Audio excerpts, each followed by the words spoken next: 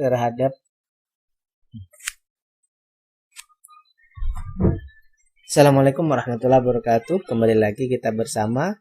Kali ini kita akan membahas tutorial ya, khusus tentang tidak membahas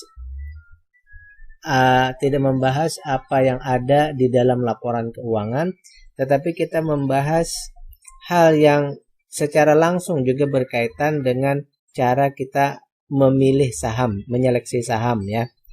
Ini penting, kenapa? Karena ini juga terkait secara menyeluruh, misalnya juga tentang good corporate governance-nya juga ya. Ada berita terbaru yang lagi ramai terakhir ini, yaitu tentang bursa saham, bahwa BAE atau IDX itu memberlakukan full call option. Artinya sistem beli jual saham yang dalam pemantauan khusus itu diberlakukan sistem lelang khusus ya, sistem lelang khusus. Artinya para pemilik saham dan para investor yang mau membeli saham dalam pemantauan khusus itu tidak melihat urutan bid offernya, naik turun harganya tidak melihat, tapi dilelang secara gelondongan. Artinya masing-masing mengajukan penawaran. Jadi nanti di mana harga yang paling besar, kemungkinan besar adalah ke situ nanti harga yang dijadikan sebuah kesepakatan. Ya, sepertinya pembelakuannya seperti itu. Tapi untuk sebelum ke situ, saya ingin membahas dulu bahwa saham-saham yang ditradingkan di full call option itu adalah saham-saham yang berada dalam pemantauan khusus ataupun saham yang ada kena notasi khusus dan juga tidak termasuk suspensi ya. Mungkin juga termasuk yang suspensi di situ ya. Ini kenapa? Karena saham-saham yang termasuk dalam kriteria yang kita tulis ini yang ada yang 4, yaitu notasi khusus, pemantauan khusus, dan suspensi, ini adalah termasuk saham yang seharusnya sudah kita hindari ya. Kita sebaiknya tidak terlibat dalam saham-saham yang dalam kategori ini ya. Nah, kita akan membahas hal ini lebih mendalam nanti, kemudian mencarinya di mana, sehingga bila kita dapatkan saham-saham ini, maka sebaiknya kita tidak menyentuh saham-saham ini ya. Dari semua data itu nanti kita jadikan satu. Ini saringan pertama kita untuk tidak berinvestasi di saham-saham yang membahayakan bagi keselamatan investasi kita ya. Jadi kita ingin mengecek dulu untuk mengetahui saham-saham yang harus kita hindari ini, di mana cara mencarinya ya. Cara mencari saham-saham ini sudah dikeluarkan oleh IDX atau Bursa Efek Indonesia, sudah diumumkan ya. Artinya semua investor berhak tahu tentang hal ini, dan akses untuk melihat data ini disediakan secara jelas ya. Oleh karena itu kita masuk saja ke websitenya IDX. Oke, websitenya IDX, kita cek, namanya Bursa Efek Indonesia ya. Ini kita cek ini kelewatan. Saya ingin lihat dulu. Biasanya kita ketik saja idx ya, .co.id ya, idx.co.id. Nah, maka akan muncul lamannya seperti ini. Ini website resminya punya IDX ya. Nah, di sini semua data tentang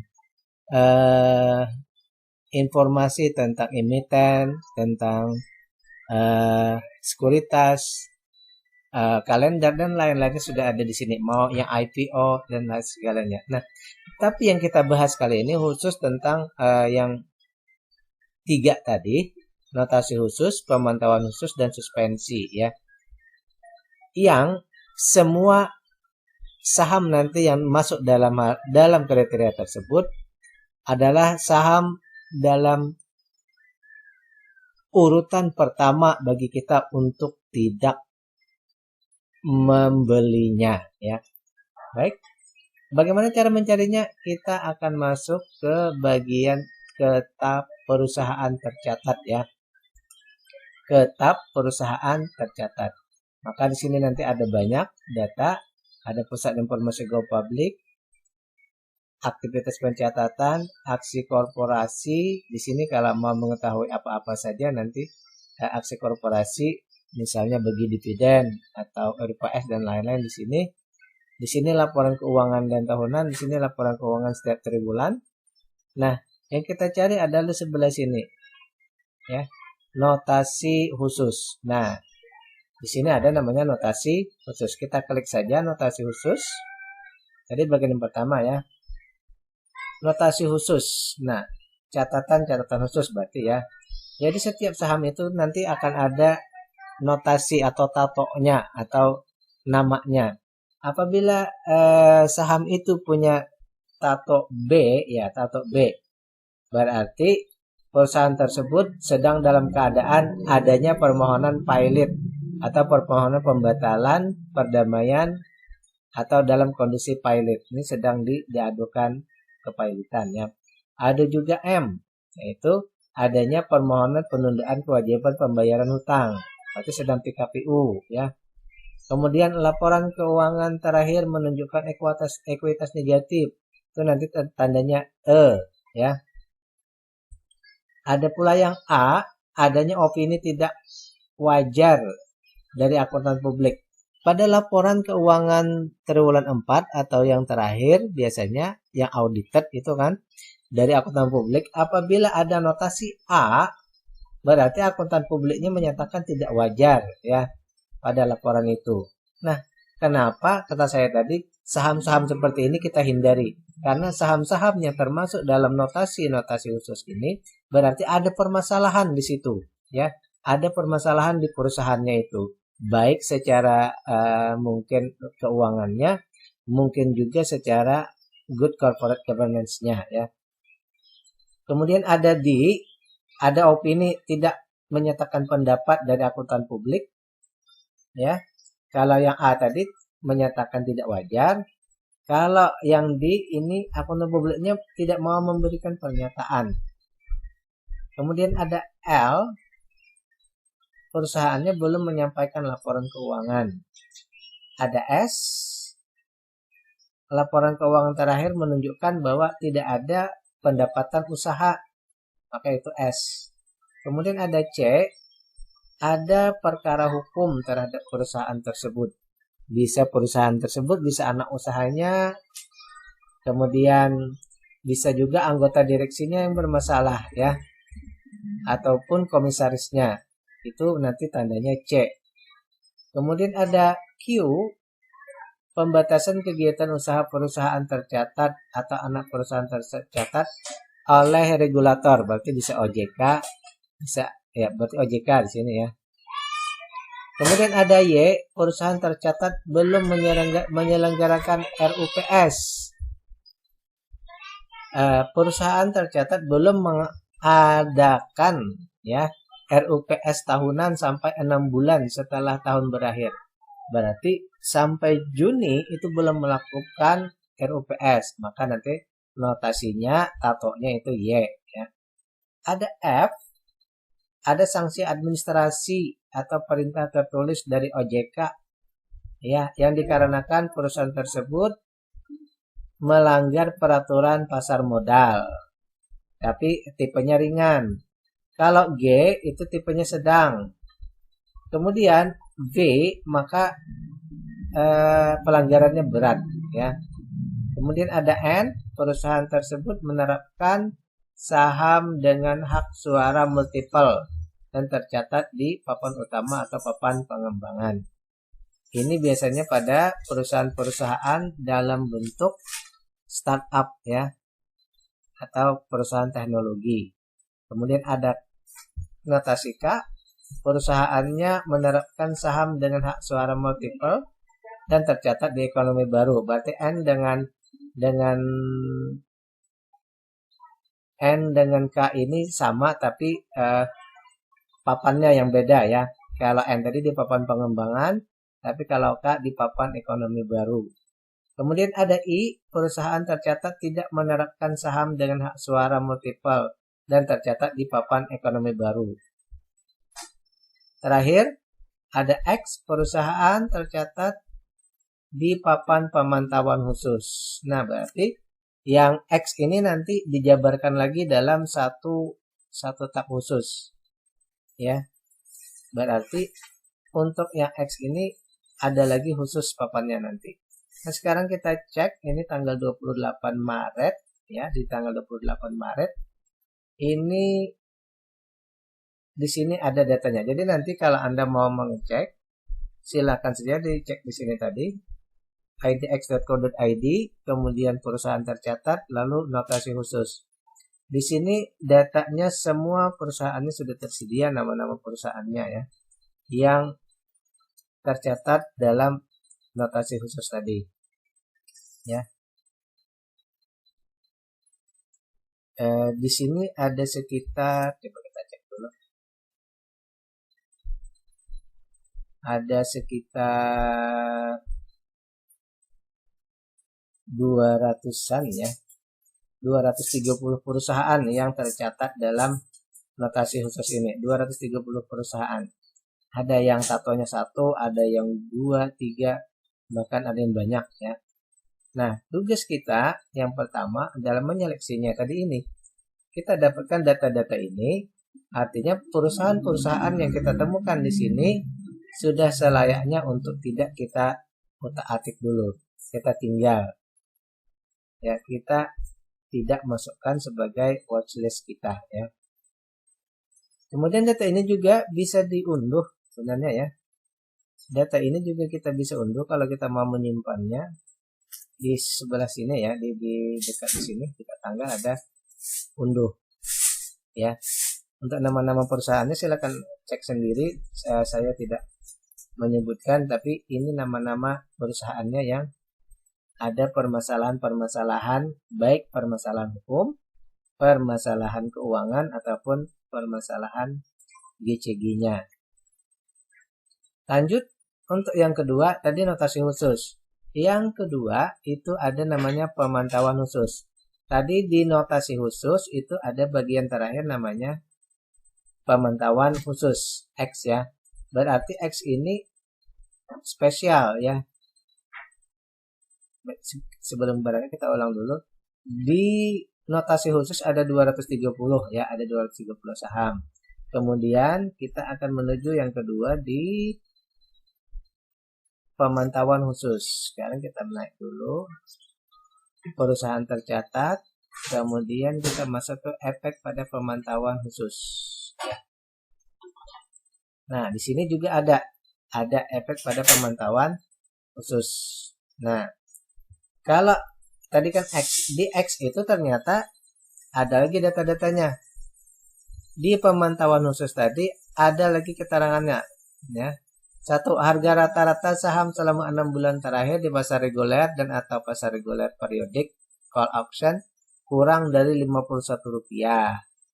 Yang kedua ada laporan keuangan auditan terakhir mendapatkan opini tidak menyatakan pendapat atau disclaimer. Yang ketiga, tidak membukukan pendapatan atau tidak terdapat perubahan pendapatan pada laporan keuangan auditan. Berarti yang setahun terakhir ya. Dan atau laporan keuangan interim terakhir dibandingkan dengan laporan keuangan disampaikan sebelumnya. Perusahaan tercatat, 4 perusahaan tercatat yang merupakan perusahaan tambang minerba atau induk dari perusahaan tambang minerba yang belum memperoleh pendapatan dari core business hingga tahun buku keempat sejak tercatat di bursa. Pemantauan khusus lainnya memiliki ekualitas negatif pada laporan keuangan. Berarti modalnya aja minus ya. Apalagi cari untung, perusahaannya aja modalnya minus. Kemudian 6, tidak memenuhi persyaratan untuk dapat tetap tercatat di bursa sebagaimana diatur peraturan di nomor 1A, 1B terkait saham free float. Ini berarti untuk yang nomor 6 ini berarti saham yang beredar di masyarakat itu kurang dari 7,5%. Ya. Kurang dari 7,5% atau 50, kalau tidak salah juga 50 juta atau tidak salah 50 juta beredar di masyarakat ya. Kemudian apabila tatoknya D7 ya, memiliki likuiditas rendah dengan kriteria nilai transaksi rata-rata harian saham kurang dari 5 juta. Jadi kalau harian itu transaksinya kurang dari 5 juta dan volume transaksi rata-rata hariannya kurang dari 10.000 saham selama 6 bulan terakhir. Jadi dalam 6 bulan terakhir itu rata-rata saham yang diperjualbelikan itu kurang dari 10.000. Kemudian rata-rata hariannya kurang dari 5 juta di pasar reguler dan atau pasar reguler dan atau pasar periodic call option. Maka dia akan tercatat di pemantauan khusus. Kemudian perusahaan tercatat dalam kondisi dimohonkan PKPU, dimohonkan pilot atau pembatalan perdamaian.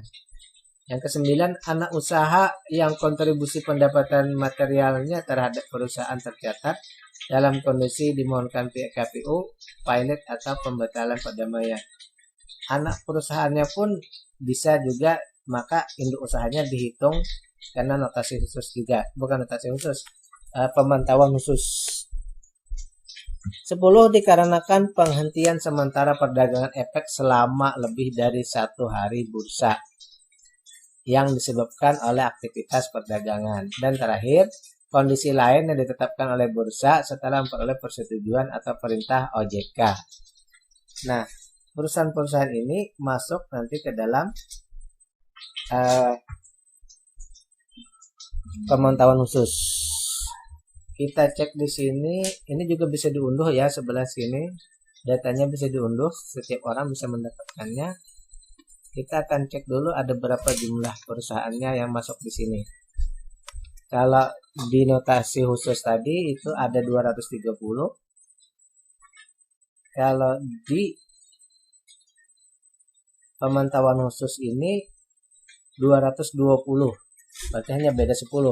Mungkin saja perusahaan-perusahaannya pun ya perusahaan-perusahaan yang sama ya.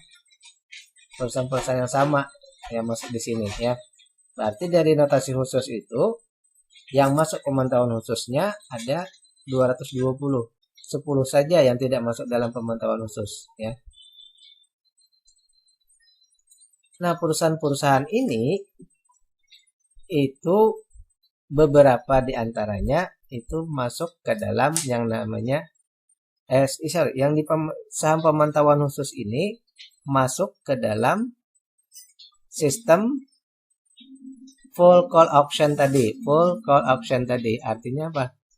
Kita membeli sahamnya tidak berupa lelang. Jadi kita tidak tahu berapa harganya, tidak tahu naik turunnya, tidak bisa memesan di harga yang kita minta. Semuanya berdasarkan full call option tadi. Nah, karena itulah kenapa kita harus mengetahui saham-saham ini, nama-namanya, kemudian kita catat. Apabila ada saham ini muncul dalam watchlist kita, maka sebaiknya kita hilangkan saja. Jangan kita masukkan sebagai saham yang harus kita beli, kecuali notasinya sudah hilang ya. Kemudian yang ketiga tadi ada suspensi. Nah, sekarang kita cek lagi. Untuk mengetahuinya kita masuk ke perusahaan tercatat. Habis itu kita masuk ke suspensi lebih dari 6 bulan. Ini berarti suspensinya yang sudah lama ya. Nah, di sini pun ada informasinya suspensi lebih dari 6 bulan. Kalau yang ini, kalau perusahaan-perusahaan suspensi lebih 6 bulan ini sudah jelas kita tidak bisa melakukan beli atau jual karena memang sudah dikunci oleh perusahaan. Tapi kita oleh IDX ya. Tapi sebaiknya kita juga tahu bahwa ini nama-nama perusahaan yang kena suspensi itu ya.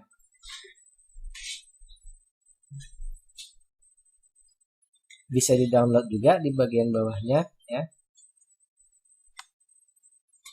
Nah, ini merupakan salah satu cara kita untuk berinvestasi menghindari dari kerugian-kerugian material yang jelas sekali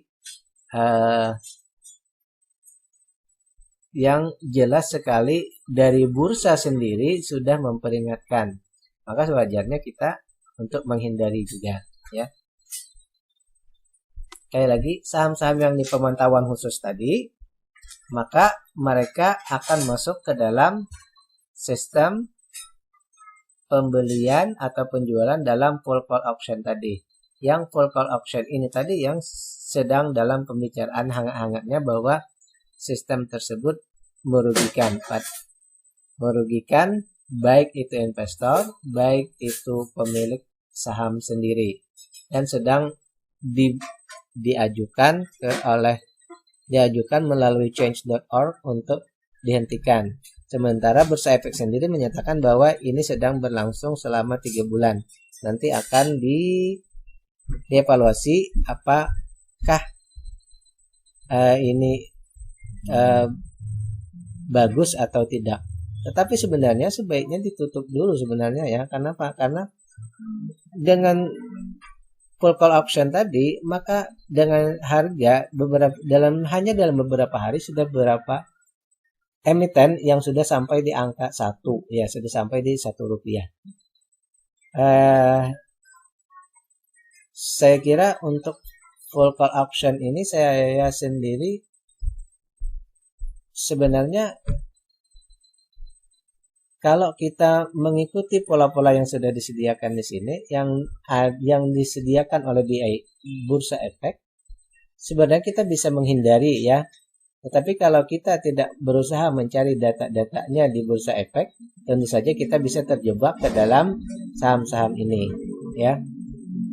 Baik, oleh karena itu sering-seringlah mengecek secara berkala, mungkin ya 2 bulan, minimal 3 bulan sekali mengecek data-data perusahaan yang masuk dalam notasi-notasi khusus ini.